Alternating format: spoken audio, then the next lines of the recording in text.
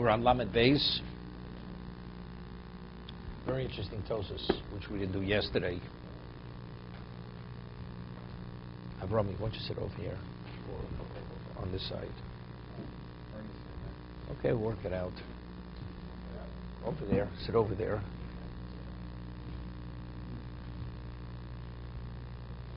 We had a machlokes yesterday. What is kibud? What is honoring a parent? Honoring a parent means to feed the parent, to clothe the parent, to give the parent a drink. So we had a machlokes.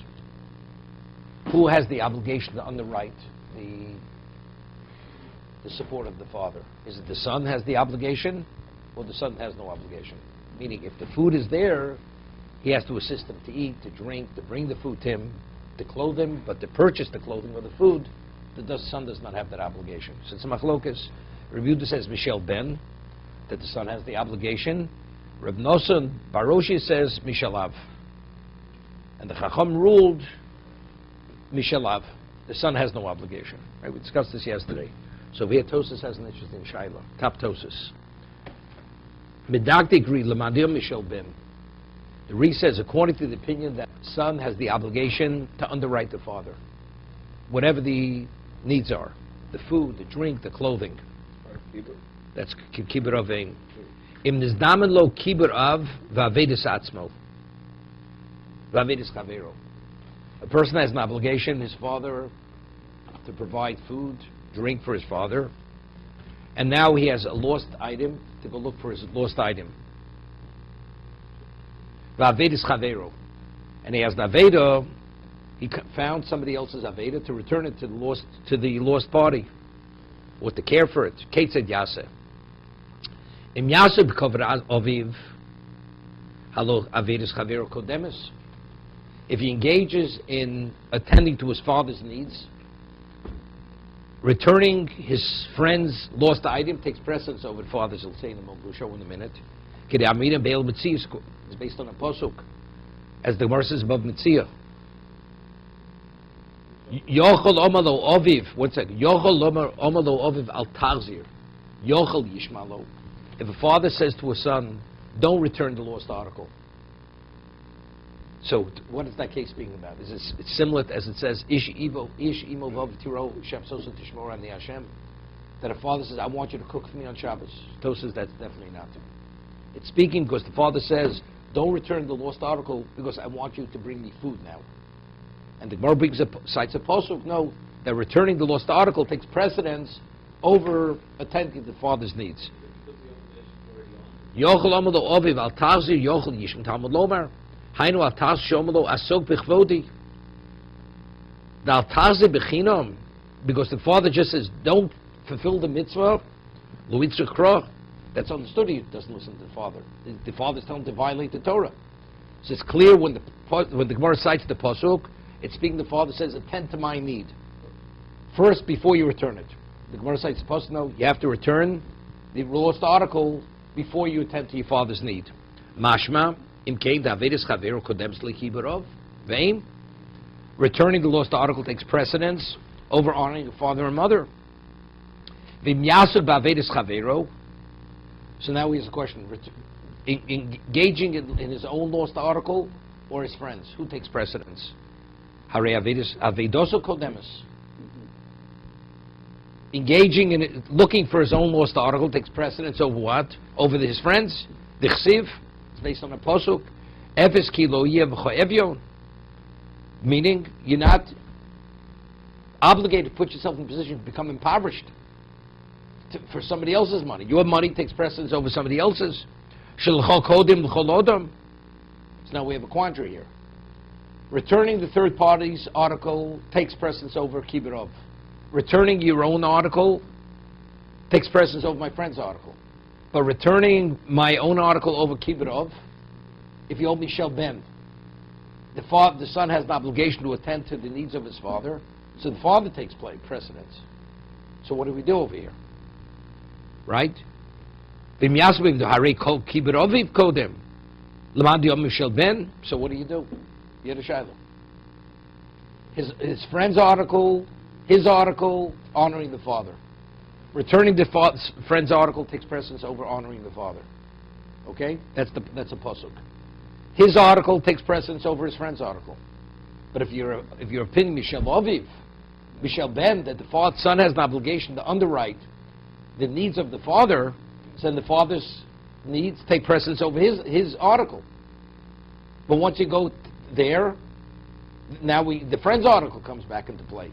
Because we cited a pasuk that returning the friend's article takes precedence over kibbutz.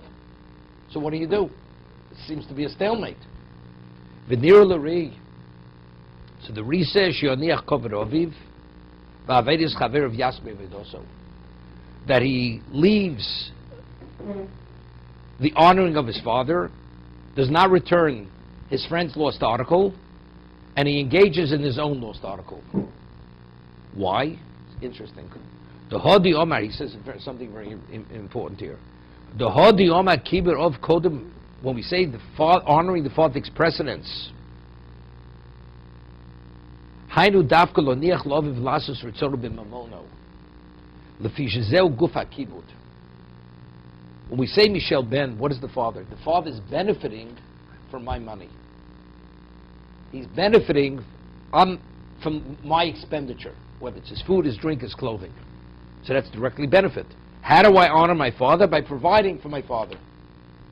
Let's say he doesn't go after his lost article, so it's going to be lost. Is the father benefiting from his financial loss? He's not benefiting. He's taking a loss, and his father has no benefit from the financial loss. The son does not have to take a financial loss for what if the father is not benefiting from that loss. The expenditure where the father directly benefits from the expenditure, I must make that outlay to provide for my father with drink, food, clothing, residence, whatever his needs are. But in terms of me taking a loss because he wants me to attend to his needs, but the loss itself, he has no benefit from my loss, then you're not obligated to take the loss on behalf of your father. V'avagav, see, he quotes the Gemara.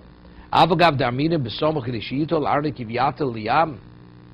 Mina machlimo, the Gemara says, what is considered kibbutz? That if your father would take your purse and throw it into the sea, and you don't react to embarrass him, so the Gemara says, if it's Mishel Ben, if it's the son's purse, so it makes sense. But if you say it's Mishel of, so what do you mean the son doesn't embarrass the father? Why should he embarrass the Gemara says because he's an heir.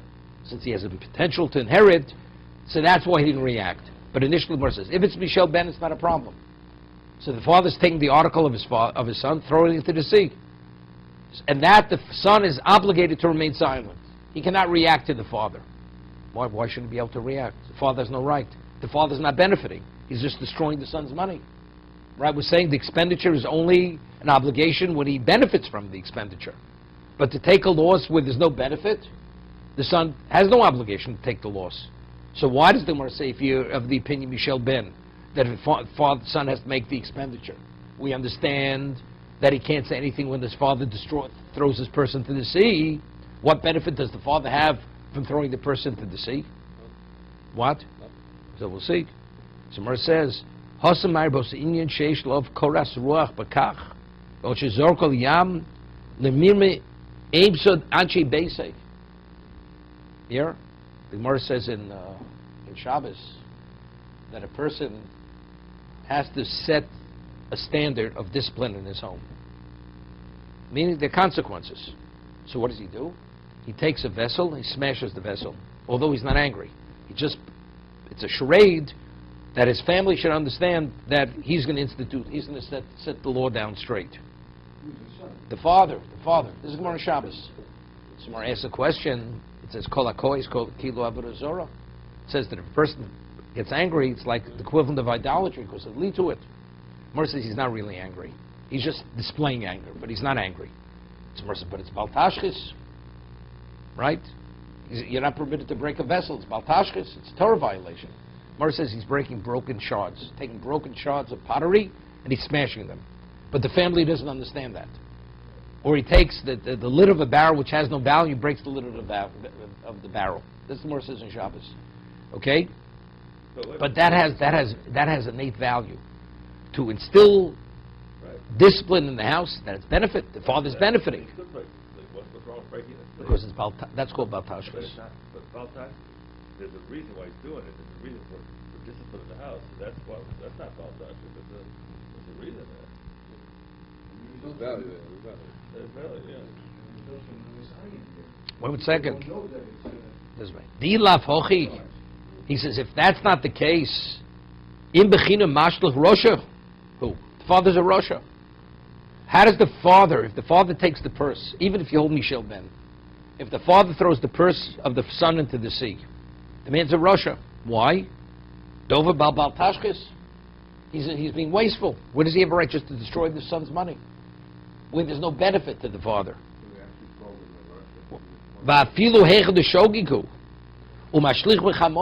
Let's say he's not aware of baltashkis, but in the fit of anger he takes the purse and throws it in Zibikomoko. Nere bashlochas harniki. So he's not a rosha, but he has why? Because he's diffusing his anger. Shemochein lachlimo. So that is a benefit. Wasting the purse, that's a benefit. Relieving his anger, that's a benefit. So therefore, but just the father says, I don't want you to return your article because I want you to serve me. So the loss the son is taking, the father has no benefit from that loss. So if there's a benefit from the loss, diffusing anger or instilling fear in the family, that's a benefit.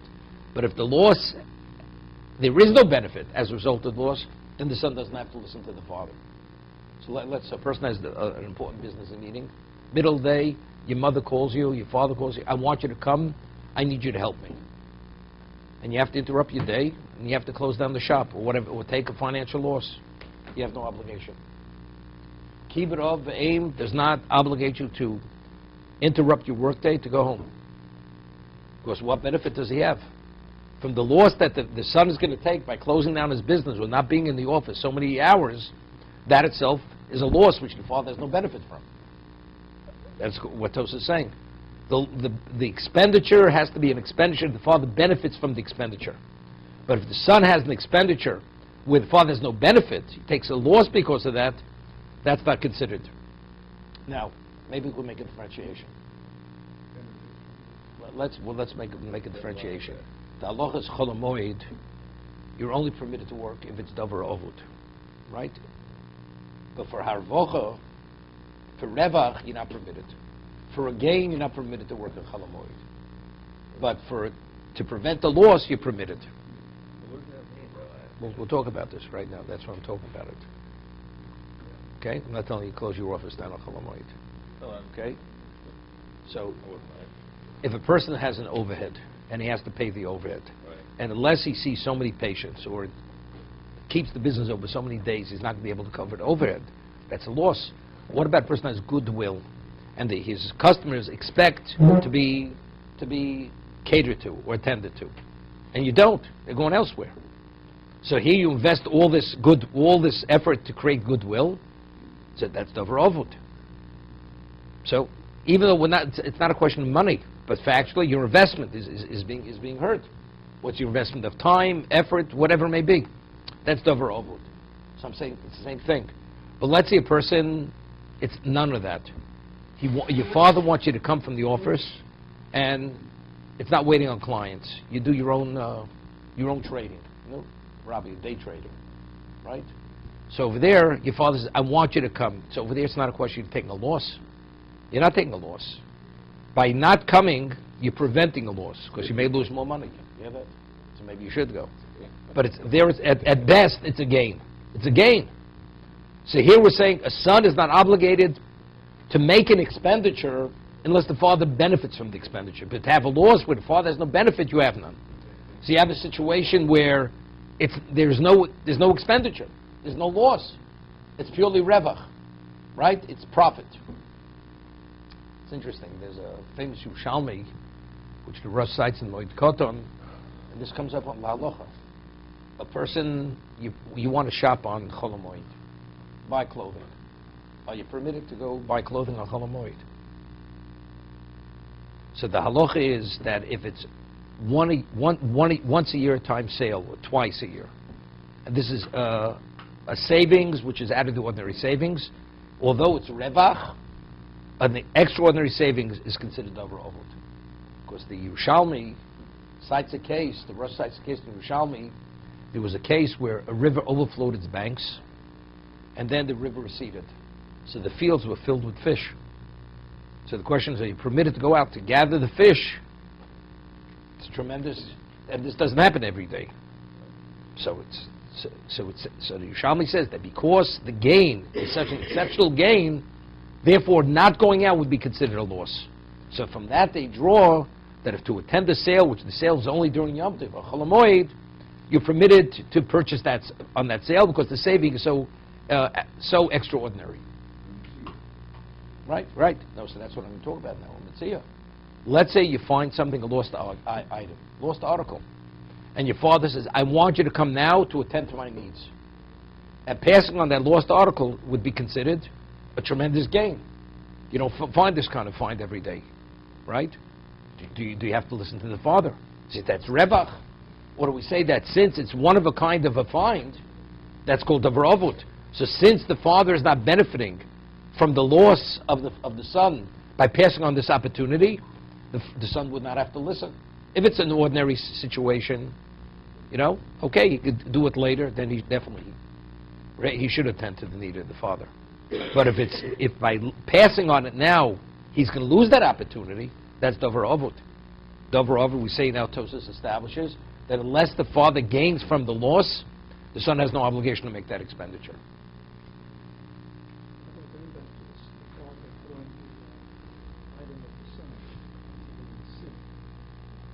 Isn't that damaging? What? If it was a third party, the father would have no right to take the item and throw it into the sea. What gives him the right to take the son's item? It's not his article. Again. Well, when it's his, I understand. That would I get, like it's my potential inheritance, I've got to restrain myself. But the father is using his own item. I get that. If the son has to provide for the father's need, we're speaking, the son has to provide food and drink. It's just an expenditure. Does the third party have to provide? If he wants to be charitable, he provides. Yes, but it doesn't give the father the right to... No, we're saying it does. We're saying, what's the kibbur of? That since the father is diffusing his anger by throwing the person to the sea, the son has no right to say a word. That expenditure, that's an obligation of the son to provide that expenditure. So my friend here takes my item and he destroys No, it. there's not your friend. There's an obligation to your father. No, I understand, but I've got an obligation to my fellow too. No, the obligation to your father takes precedence over your obligation to yourself. I'm not talking about father. We're talking about a father here. Your father threw the... I'm extending this. I have an obligation to love my fellow like myself. Okay. He has anger. He wants to dissipate his He has no anger. right to do it. Why? Unless you give him permission, he has no right. Why does he need permission?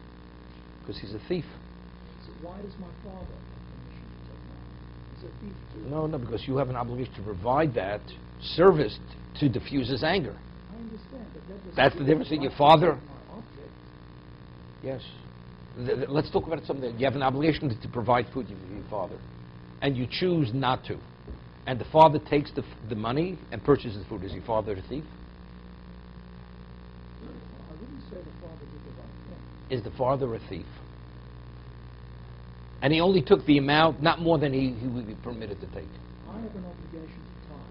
And a Kohen comes and he tithes and he steals... No. His tithing is not valid.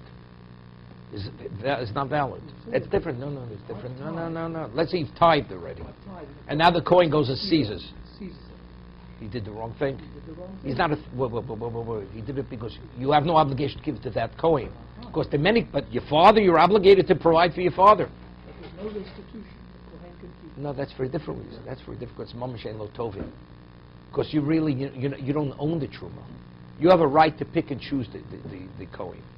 Good, but that's not a monetary right. That's a right. He did the wrong thing. But here, because the multiple kohanim you could give it to. Here you have one father to provide for. And you should have provided. Now this father takes the amount that you should have provided for. That's my question. Is he a thief? Seemingly he's not a thief. You're the poor man who comes to my door. I'm obligated to No, give to no, that. it's not a But it's not a financial obligation. No, he's a thief. He's a thief. He's a thief. It's not the same. It's not the same. Providing for a father is different than the giving tzedakah. Tzedakah is I have an obligation to give charity. Here is I have to provide for the need of my father. The better example is I owe you money and I don't pay you because you take it. No, then you have a right. You have a right to seize. If you're not willing to have a right to seize, what's rightfully in mine? Is there a deadline?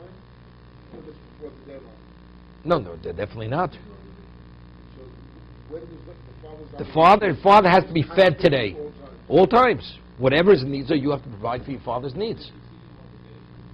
Your father's hungry. Father has to eat so many times a day. Once you say shaking for one meal or whatever it is, starting Look, the Gemara presents a concept of paspasalo. Right? Let's say he doesn't know where his next meal is coming from. So he feels uneasy and unsettled because he doesn't have money for the next meal. So he wants to have that extra money in his pocket to be calm. Seemingly you should have to provide it. There's no worse than over here diffusing anger. I'm just wondering about when the meal comes. I'm telling you.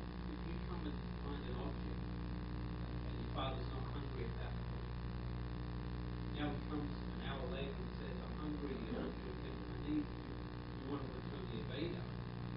Hasn't the Aveda, hasn't the Metzora of returning the Aveda preceded the Metzora of providing for your father? Doesn't make a difference. Well, then, you mean he's already engaged in returning it. So that you mean said this new question. Also, mitzvah patum mitzvah. So getting it to that's a whole different thing. Everything starts at the same time. Providing for your father, baby. If you're already engaging, you don't have to interrupt. You don't have to interrupt. That's also mitzvah patum in a mitzvah. That's true with anything.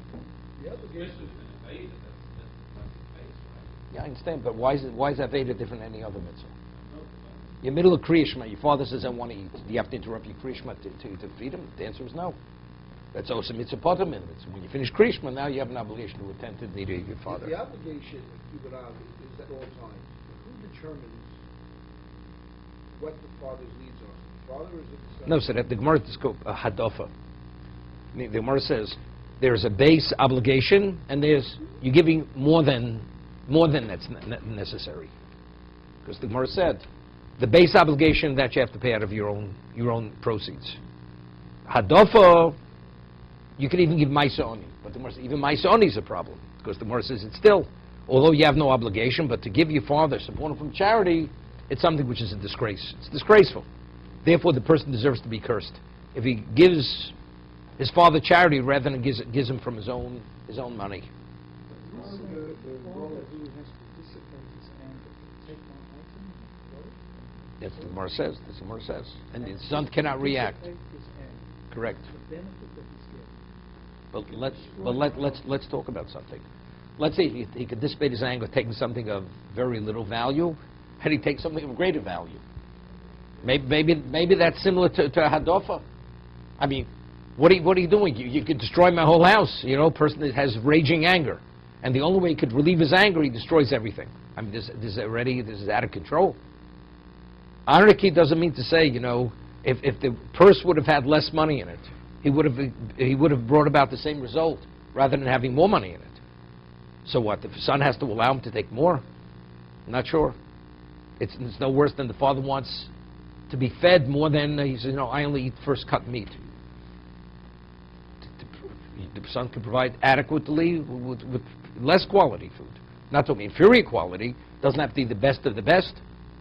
Come back to the case where the son fulfills the father's needs through charity.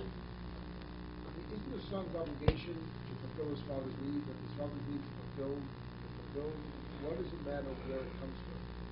Why does the son have to suffer in order to be deprived in order to fulfill the obligation? Because he's disgracing your father. People are saying he's giving his father from charity. It's a disgrace. It's not respectful. This goes beyond a financial obligation. You're disgracing your father. There was a certain person, he supports his parents. His father drove a Mercedes, He drove an ordinary car. His father wore $300 shirts. He would buy shirts on a sale. That's what his father wanted. And his father would be upset if he would have provided that level for him.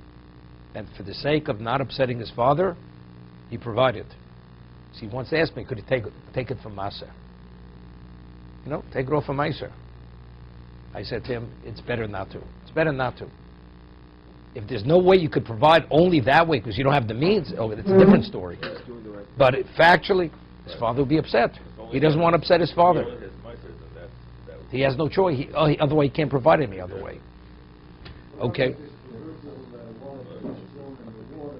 Maybe that's the money to buy tomorrow's nourishment for the father. But that's the father's choice. That's the father's choice.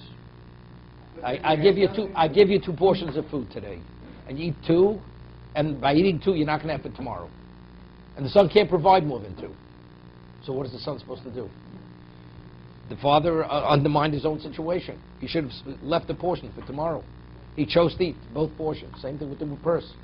You destroyed the means of purchase. It's gone. When tomorrow comes, there is no means to provide food. Masilo Rabbi Cheskel, the Rami Bray. Rabbi Cheskel had taught his son a Mishnah. Now we had in Sanhedrin, the Machlokes, we have the order of severity of the death penalties. We rule skila, sreifa. Skila is the most severe of the death penalties. Sreifa is next to most severe. The two dots. Reb Shimon says no.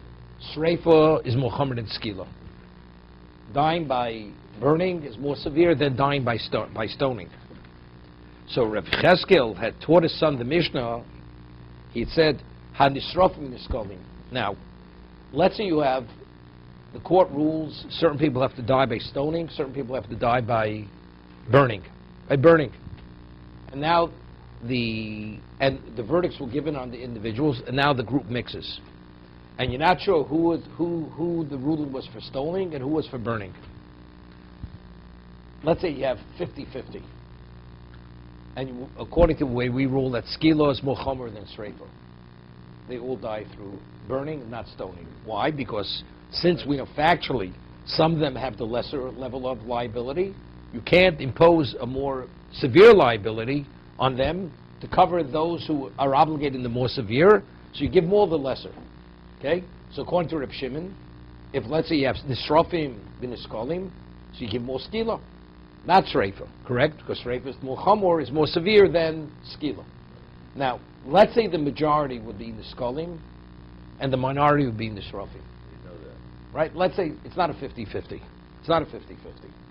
So then what? What would you do? And you're of the opinion that Reb Shimon, that sreifa is more chamor than skila, than stoning. Is it because you don't want to impose on the more severe on those who are not obligated? No, because we have rov. You go after rov. Achram latos. Since the majority is skolim, so the reason why you give skila, not because you don't want to impose more chomer on those who are not obligated, but rather because it's the majority, according to Reb Shimon. I have no. Punishing someone with the worst punishment. No. Less. According to Reb Shimon. I have 9 people. But if it's a row. No. You wouldn't go the other way. No, you wouldn't go the other way. I'm going the other way. According to Reb Shimon, 9 niskolim, 1 nisrofim. Right. Why would you give more skila? Because that's the majority. No, because that's the majority. Because the majority in niskolim. And it's also less chomer. But you don't need the less chomer. You don't need that. Let's say they're all equal. Let's say they all would be equal. Skila shrif would be equal. Okay. Right? And 9, you definitely give skila. But then I can understand why the row works. But Wait, but that's the way Rabbi Bar Cheskel was teaching his son the halacha. You have the majority in the skolim, the minority in the srofim, he says. And now you don't know. You give him skila because you give him the lesser penalty. It's not because you give him the lesser. Even they would be equal. That's the majority. To be continued.